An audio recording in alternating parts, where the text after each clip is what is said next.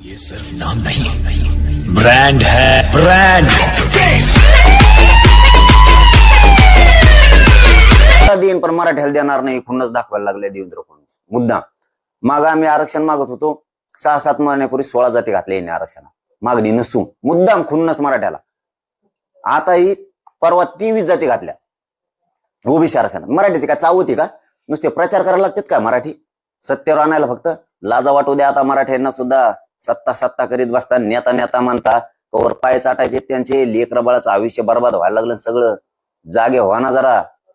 तुमच्यात असा रक्त हाई का नाही असं जरा उसळल्यासारखं करा ना, जातवान मराठ्यासारखं. घरात काय झोपता? पोरायचं उभं वाटोळ होऊन जाईल, राख रांगोळी होईल पोराची आणि पोरीच्या आयुष्याची. जरा भानावर डोके येऊ द्या.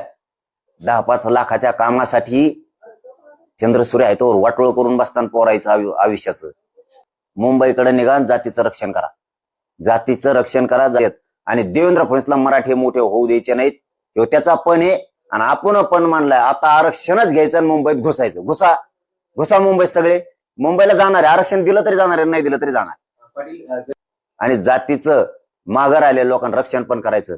आमदार खासदार मंत्र्यांना माझी आमदारांना आव्हान आहे, जातीच्या बाजूने उभा राहा. मुंबईत एकाही पोराला जर काठी लागली डवचिलं ना कुणी तर महाराष्ट्रात पांढरा रस्ता सुद्धा ठेवायचा नाही. जातीचं रक्षण करायची जबाबदारी सगळ्या राजकीय पक्षाच्या मराठ्यांच्या नेत्याची, हे लक्षात ठेवा. आणि विनंती पण आहे तुम्हाला, जातीच्या बाजूने उभे राहा.